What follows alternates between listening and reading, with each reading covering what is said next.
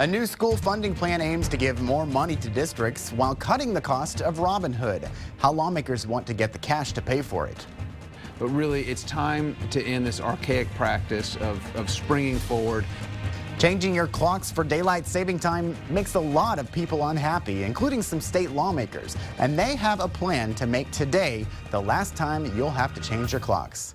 Good morning, and thank you for joining us for State of Texas. I'm Josh Hinkle. The Texas bathroom bill is moving forward after a long public hearing at the Capitol. Public testimony before the Senate State Affairs Committee started Tuesday afternoon and wrapped up at 5 a.m. on Wednesday. In the end, the committee voted 7-1 to send the bill to the full Senate. Opponents of the bill vow to keep fighting. You know, at the end of the day, this bill is not about public safety. This bill is about discrimination against transgender Texans, and we at the Human Rights Campaign will not stand for it. The bill would require people in Texas to use the bathroom that matches the gender on their birth certificate in public schools, government buildings, and public universities. Supporters expect a long battle in the legislature. We're very encouraged by the outcome of Senate Bill 6, the Texas Privacy Act, getting passed by almost unanimous group of state senators in the State Affairs Committee. But I also think it's important that people continue to let their elected officials know how they feel about this, particularly in the House. Some Texas business leaders are against the bill, saying it could lead to economic boycotts and lost business. When the week started, Lieutenant Governor Dan Patrick had support from 15 senators to bring Senate Bill 6 to the floor. The rules require 19 senators to back a bill before it gets a vote. But on Monday, Senator Eddie Lucio from Brownsville joined the effort. He's the only Democrat to back the bathroom bill. Georgetown Republican Charles Schwertner signed on later in the day. His support came after bill writers added a section with the reasoning behind the legislation. Senator Connie Burton also added her support on Monday. Her move came after the bill removed a section that would have increased penalties for crimes committed in a bathroom. On Wednesday, Republicans Jane Nelson and Joan Huffman added their support, bringing the total to 20 senators now backing the bathroom bill. Some critics of the bill say it's an unnecessary distraction, keeping lawmakers from tackling more pressing matters. One bill that got a lot less attention this week is a plan to improve the way Texas pays for public schools. House Bill 21 raises the amount of money public schools and charters get per student. It also cuts the amount of money wealthier school districts pay to poorer ones under the Robin Hood system. But the price tag is a problem for lawmakers who don't want to raise taxes. So, as KXAN political reporter Phil Prazen shows us, supporters will have to get creative. For the first time in years, money meant for McNeil and other Round Rock schools will go outside the district. Next school year, they'll pay $11 million in what's called recapture. You know, when you think about school finance, we've obviously been through our trials and tribulations. Corey Ryan from Round Rock ISD says that's money not going to their classrooms at a time when the price for quality science and math teachers is high. If the state would chip in more, they'd have a better chance of keeping them. You have a degree in mathematics or in science, you have other options that pay more. We're not only comparing ourselves to peer districts, we have to compare ourselves to industries that they can choose other than teaching. But when the state budget is tight, using the B word raises some eyebrows. It's a $1.6 billion hit at this point. It may be a very good bill, but it needs some more analysis and assessment. House Public Education Chair Dan Huberty hopes to get creative. Using the state's rainy day fund to pay overdue bills from last budget would create more wiggle room for this budget. At least that's what he told KXAN Tuesday morning. That frees up money for this next budget cycle, and so that's $1.6 billion. That's what we're shooting for. The new plan would cancel out Round Rock's recapture payment, but if the state doesn't pay, well, then it's back on local property owners. Phil Prazen for State of Texas. The school finance bill highlights a conflict between the House and the Senate. Representative Huberty has already said he won't make any bills that include public tax dollars to private or home schools. Senate leaders, including Lieutenant Governor Dan Patrick, have already said the Senate won't take up any school finance bills that do not include those measures. So the battle lines are drawn for both school funding and transgender bathrooms. Will either bill advance? We'll put the question to our roundtable coming up. Plus, There's really no good reason why we should spring our clocks forward an hour. Does the whole spring forward thing make you angry? You're not alone. Some state lawmakers are pushing a plan to end daylight saving time in Texas.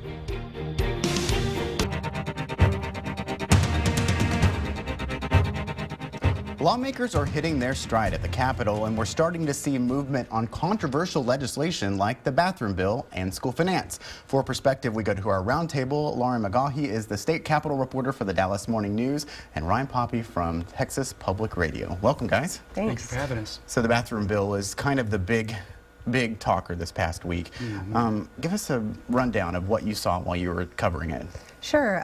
People started arriving at 6:30 in the morning. That's when the line started forming, and we didn't see the debate end until almost 5 in the morning the next day. So we're talking about, 20, 21 hours of debate on this bill, which would bar transgender people from being able to use public restrooms in government buildings and schools that match their gender identity.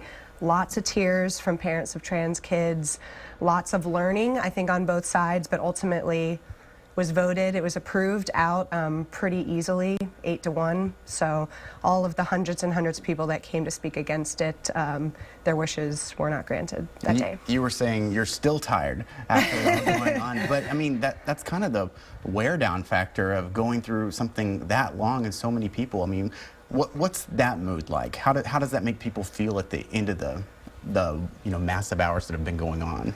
It's draining for someone that is just covering it from a news perspective, but one, you can only imagine as a member of the public that might drive from Dallas or, Laredo or somewhere far away, and they have to wait several hours to speak. There was invited testimony that the committee members invited people to speak on the bill. That lasted several hours before we even got to public testimony, and, some people waited almost a full day to be able to speak for 2 minutes, which is how long they spoke. A lot of the people said that there was some tension in some of the rooms between people that wanted to speak for the legislation and those who were against it.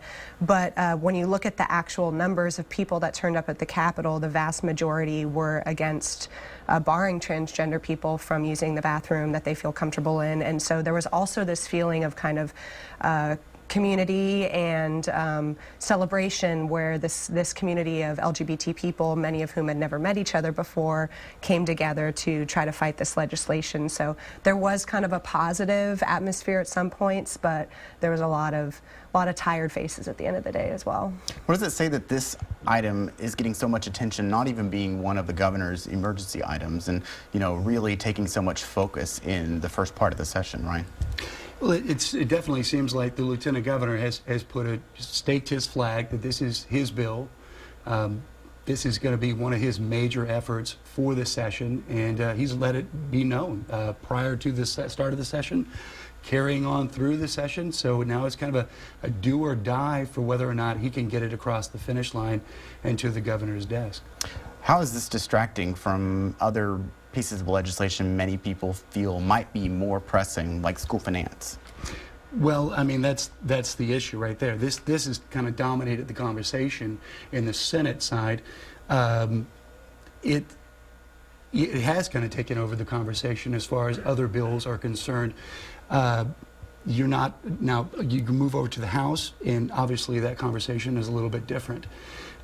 School finance it seems more of a priority on that side of the chamber, but yeah, just getting it done. The groups that are coming out, the letter writing campaigns that are now been taking on, as far as it's taken on its own movement as far as that goes. And is this something that is going to continue kind of being a Senate? Is the House going to agree with it? Are they ever going to be able to come to a compromise with something like the bathroom bill? Right now, we're not seeing a lot of compromise between the Senate and the House. The House hasn't shown a lot of political willingness to want to deal with that issue. They're dealing with issues like school finance, which they were doing the same time that the bathroom bill was being debated.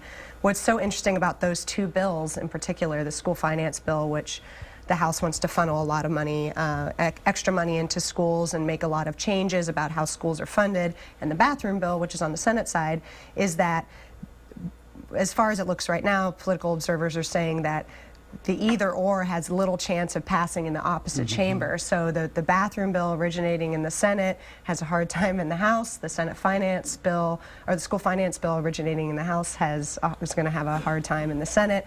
So, you know, they're kind of playing this game of, well, look at what we're doing, look at what our priorities are, but it's unclear that either of those priorities are going to be fulfilled because they're just going to get blocked by what now looks like an oppositional relationship by the two chambers. Well, they've got, you know, they've only gotten through half the session, not even that much, so they got a little bit of time to maybe hammer out their differences, all get along. Thank you very much for being with us, both of you. Thank you. Changing your clocks for daylight saving time makes a lot of people unhappy, including some state lawmakers, and they have a plan to make today the last time you'll have to change your clocks.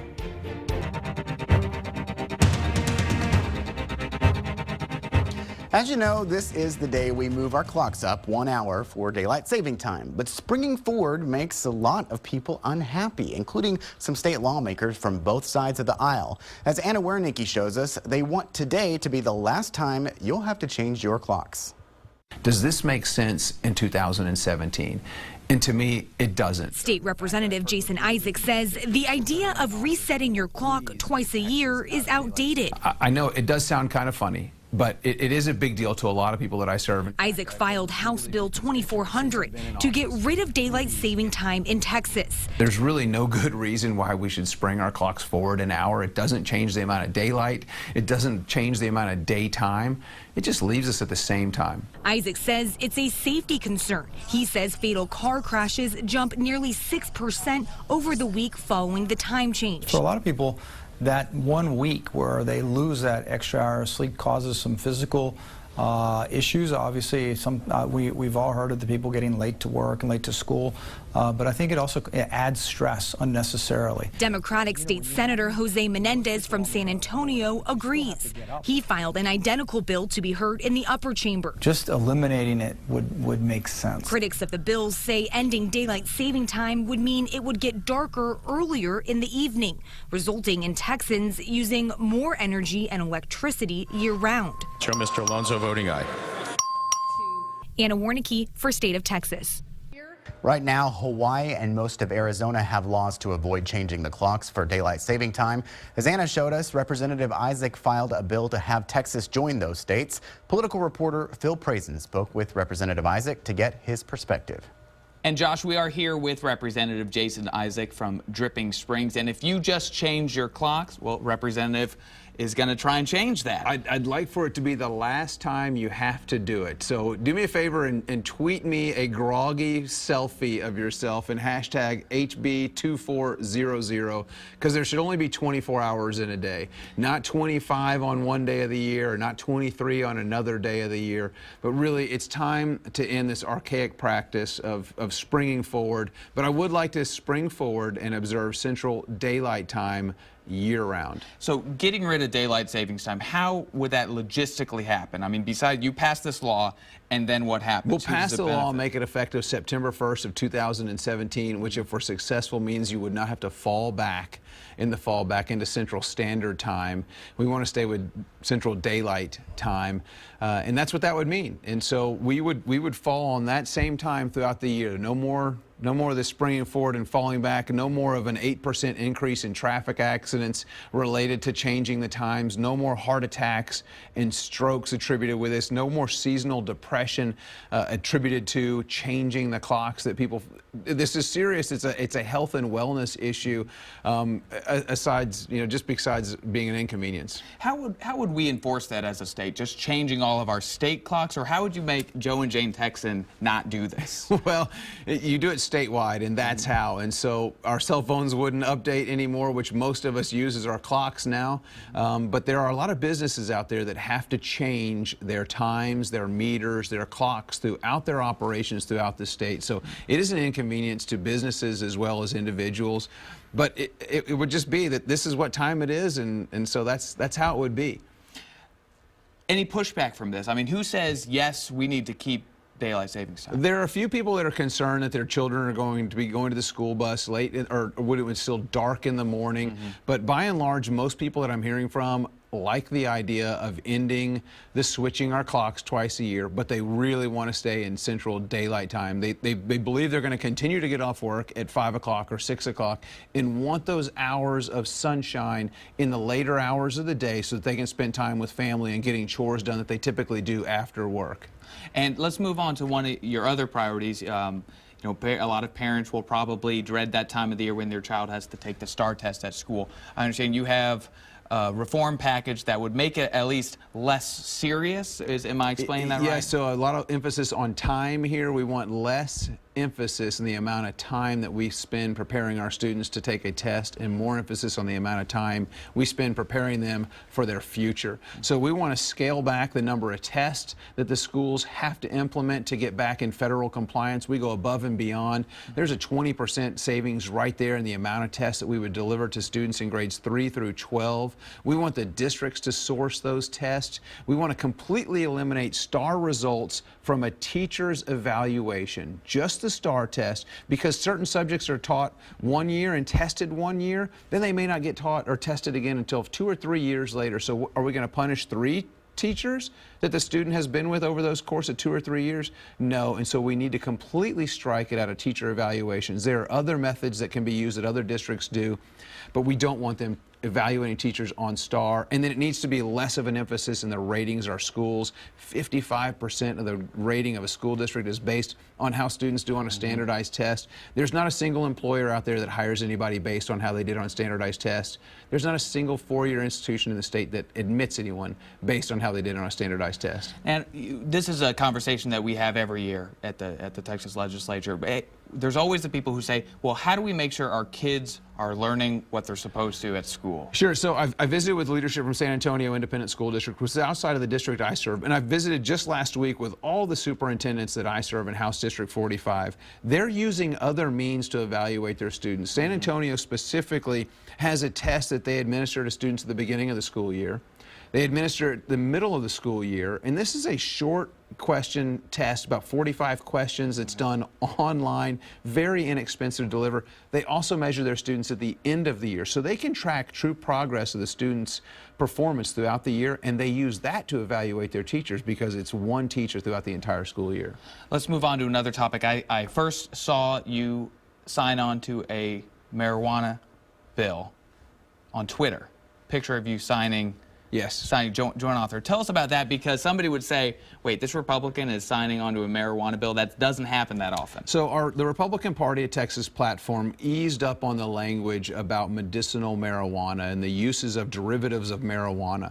Last session, we were successful in passing a bill for compassionate use for children with epilepsy, that they can use CBD or cannabidiol, which is a derivative of marijuana. It doesn't give the patients any kind of euphoric feeling, but it does calm activity in the brain, studies have shown, and it is a good treatment for children that have a severe type of epilepsy. But we need to go beyond that, because THC is actually showing some benefits for children with epilepsy and autism and other neurological disorders. There are parents today, so that's one bill that expands the compassionate use that Senator Menendez has filed in the Senate. Representative Lucio has filed it in the House. I've joint authored the bill in the House. Another bill is dealing with decriminalization for, basically it's still illegal, but rather than being branded a criminal if you're caught with a small amount of marijuana, or rather than being branded a criminal if you're treating your child with a low-dose THC to calm their seizures and their disorders, which parents are doing in the state of Texas right now.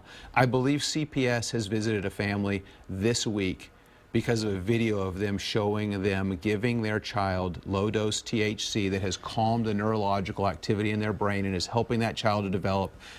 They're not criminals. They risk losing their children here in the state of Texas because they're giving them medication that helps. And they're saying that they're going to go to other states and live. People, I have met with people just this past summer right before they moved to Colorado because that's where they could get the medication that they needed for their children. Would it have to be the CBD oil, or could it be any type of THC? It could be CBD or any kind of THC, but under the supervision and direction of a doctor. That's what's very clear and what we need to see. And we don't need it opened up for all disorders. We want it to be very defined specifically for neurological disorders to treat post-traumatic stress disorder, for autism, epilepsy, and other neurological disorders. Now, you might get a lot of pushback from that because from my time at the Texas legislature, we have been a drugs are bad, period, paragraph state. Sure. How do you break that mentality? Well, simply by doing this, by educating the constituents that I work with. My wife was vehemently opposed to the cannabidiol CBD bill last session until she went, at my request, and went and had lunch with two parents of children that have autism and epilepsy that live in House District 45, the district that I serve. These moms that are part of a group called MAMA, Moms Advocating for Medical Marijuana for Autism, they're in my office today. They've been in my office consistently, and my wife, after learning about their issues and their children, and then significantly researching, doing actual research of benefits that we've seen in other states, she got behind the legislation, and I never thought that would happen. But minds can be changed with education, and this is about freedom. It's about giving parents more choices to treat their children and to help them. Representative Isaac, thanks so much. Thanks, Phil. Appreciate it. Good to be here. Josh, back to you. Thank you again for joining us for State of Texas. Stay tuned for Meet the Press coming up at 9. I'm Josh Hinkle. Have a great day.